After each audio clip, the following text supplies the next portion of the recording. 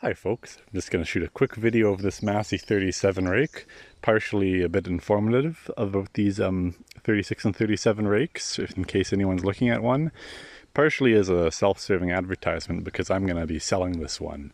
It's a great rake, but we have two large dual rotary rakes, one on each farm, and now a rotary tedder that can function as a rake, so we really don't need this guy. It's been sitting unused for a few years as a backup rake, and we're just not going to use it, so it's time to sell.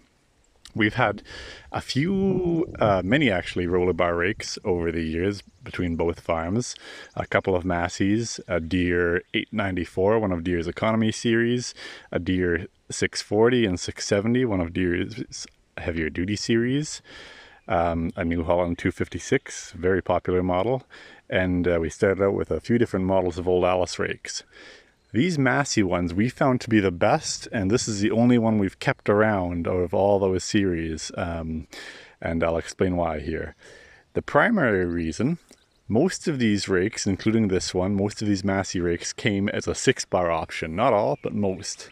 That 6-bar makes it move a little bit faster. You can rake a little bit faster. It turns the hay much smoother, and it picks up hay much better. You can practically make a windrow out of what other rakes leave behind. Tied on with that, the bars are also heavier. John Deere and New Holland, and I think all other manufacturers, their bar diameter is about 1 5/8". I think 1 5/8 OD is about the standard OD for 1 1/4" sked pipe, which is probably what the other manufacturers all make theirs out of. Massey's is about 2 1/4 inches diameter, a heavier bar, and if you can see it with maybe there, it has a very heavy sidewall. They're very heavy duty bars, and with 6 of them, it makes for a very robust, strong rake. The frame as well. We actually prefer this 37 over the 36s because these round frame tubes we found to be very robust. In the few 37s we've had, we haven't ever damaged one. Occasionally on the Deeres, I think it was, we would bend a frame channel, though they were made a little lightly. And then there's a counterbalance mechanism. This is one of the most often overlooked aspects of any side delivery rake. You see quite a few models that have missing components of the counterbalance spring mechanisms. All rakes should have this, and what it does is it lets the basket float a little bit. It gives it a little bit of spring cushioning, so if you hit a bump or a rock or something, it's not the whole 500 or 600 pound weight of the basket that's crashing into that rock. At least for that couple inches of spring travel, it's not nearly as much weight. It helps cushion it, and it's easier on the tine bar bearings, the reel, the bars, everything about it. Same with these stripper bars here. All the other rakes have smaller and more loosely mounted stripper bars. These Masseys were nice and solid and heavy duty. Overall, a very solid, heavy rake. One thing I'll say about this, it's missing 5 or 6 teeth. I've got a box of new teeth on order, so by the time I sell it, will have a full complement of teeth. It just doesn't now. A couple things to keep in mind about these 37 rakes. Some people preferred the 36s over the 37s. The 36 was one model earlier. Some people preferred the 37s. One of the things you'll hear people don't like about the 37s, and this is really personal preference, the 36s had a straight axle with the right-hand wheel further back from the basket. The 37s had an offset right wheel to keep it closer to the basket. Some people don't like it because it's more bearings and U-joints to maintain this drive shaft. Some people, including me, like it because keeping that wheel closer to the basket makes it follow rough ground a lot better. All of the manufacturers moved to this setup eventually. Massey did a little sooner than others. Another thing some people don't like, let me move the basket around here.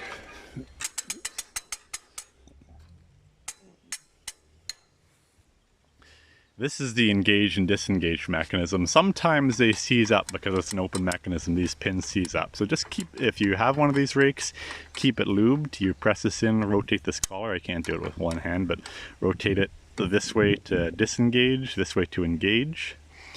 Similarly with the pawls in there, it's open, so weather can get in there if you store them outside. So if you are going to do that, just keep it lubed up in there. On this particular rake, because I'm getting ready for sale, I took it all apart. I lubed up the pawls and polished up the pivots, greased them all up, and replaced all the drive chains, the hardwood tensioning blocks. The old ones were a little dried out and worn, just to get it ready for sale. So one thing to keep in mind about those 37 rakes, keep that disengagement engagement mechanism clean and lubed up, and it won't give you any trouble. Sometimes if they're not attended to, they seize up. Another thing some people don't like about these 37s, I'll see if you can see it in here, it's a little dark. When they went from the 36 to the 37, they changed from an enclosed gearbox here to an open gear train. And that's not really a problem as long as you maintain it. Any open gear train, most of the problems are going to be caused if junk builds up in these gear teeth. So once or twice a season, just get in there with a pick or an old nail and just scrape out any junk between the teeth. I did this already, or I would have done it before I stored it. Spray it down with a light oil.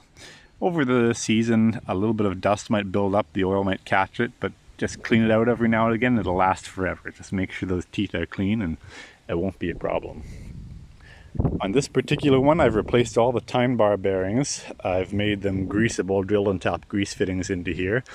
Massey used the same time bar bearings as New Holland and IH, and I think most other manufacturers, except for Deere, use the same time bar bearings. So the time bar bearings are readily available for these. Similarly with the teeth, you can get them anywhere. I ordered some from Massey, but really just because a Massey dealer is closest to me. SpareX offers aftermarket teeth for these, as does AI and Canada Farm Supply around here, so you'll have no problem getting parts for these. The real bearings and the teeth are readily available. Everything else is standard bearings and chains, which you can get anywhere. This particular one, one year I was trying to jig it out of the drive shed when it was tucked around other equipment. I had it disconnected and reconnected several times, and then one of the times, I was in a bit of a rush, I foolishly broke off the original jack, though I think that's probably a good thing that the original jack is broken off, because there was this stupid pivot twist mechanism. I put this jack mount on here, which is much heavier duty than the original one, and I put another place to hang a jack up here so it's not in the way when your wheels aren't going to hit it when you turn. So I don't think that'll be cause for anyone's complaint. Just took apart and greased up this mechanism here. All rakes have this to adjust the tilt of the basket further up with the front of the basket lifted up. Makes for a lighter, fluffier windrow. Further down makes for a more ropey, tight windrow, depending on what you're looking for. What else can I say about this rake? This particular one is very tight, apart from the missing teeth, which will be replaced very shortly. I replaced the springs in the pawl mechanisms when I had it apart, so that's all engaging. You can hear that nice meaty pawl engagement there. Everything's working as it should. I'm just going to pause the video for a second as the guy drives by with a bush hog here. 1 second. There we go. Sorry, just a neighbor driving by with a bush hog there. Oh, you can still hear him. A minor consideration, not that it's going to matter to most people. I have this hooked up to this little 2N, really because it's the only tractor not tied up with more important haying duties right now. One of the considerations with these N series, if you happen to be raking with one of them, is you can't turn too sharply with most equipment, because with this well, as you turn this 3-point drawbar will angle and catch and bend something up. Because these ends didn't come with a conventional drawbar. With these Massey rakes, however, Massey had a nice deep well, so if you happen to be running it with an N or a similar tractor without a conventional drawbar, it's very nice for that. You don't have to worry nearly as much about turning too sharply and bending that up. I'm gonna give it a quick spin over so you can see how it rolls here. I don't have any hay to rake in the conventional sense. I have a couple windrows that got rained on here. I don't know what I'll do with it, but I might as well just fire this up and let you see it spin over and how smooth it is, and maybe just turn some of those windrows just so you can see it moving hay. But bear with me here. I'm gonna see if this old girl starts up. I might not be able to operate the choke as I'm running the camera here. There we go. Roll here. Very smooth running, no bumping, rubbing or grinding. You can hear those pawls engaging like they should. I'm just gonna pause it for a second while I get to this field here. Not really raking properly, but just want to show it working here. This is hay that's been rained on. That'll just go to beef cattle.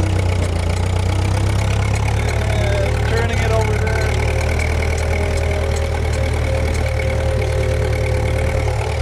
Second gear high in this 2N with the Sherman over under.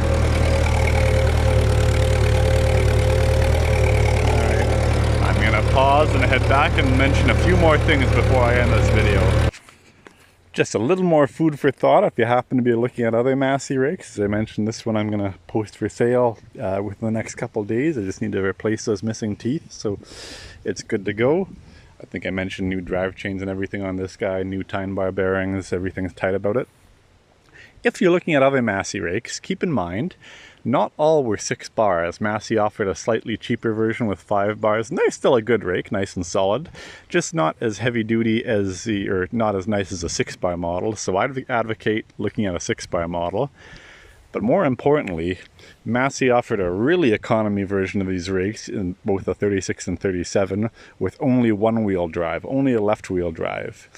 And I'd say stay away from those. They didn't drive very well. You needed a really chunky, meaty tractor-style tire to drive it, and even then it would slip in heavy hay. And when you were turning left, of course, when the left wheel wasn't moving a lot, they wouldn't rake at all because this wheel's not moving. It would just scrape through it. So look for the 6 bar model. The 5 bar model is good. The 6 bar model is better. The 36 and 37, it's kind of personal preference. Some people prefer the 36, some people prefer the 37. But whatever you do, stay away from the single wheel drive models. Unfortunately, Massey had a lot of those sold, those single wheel economy versions, and they gave Massey a really bad rap, or they gave these rakes a really bad rap. Whereas the 6 bar and 2 wheel drive versions are, in my opinion at least, far better than any of the New Hollands or Deeres or other more popular models. And that's it.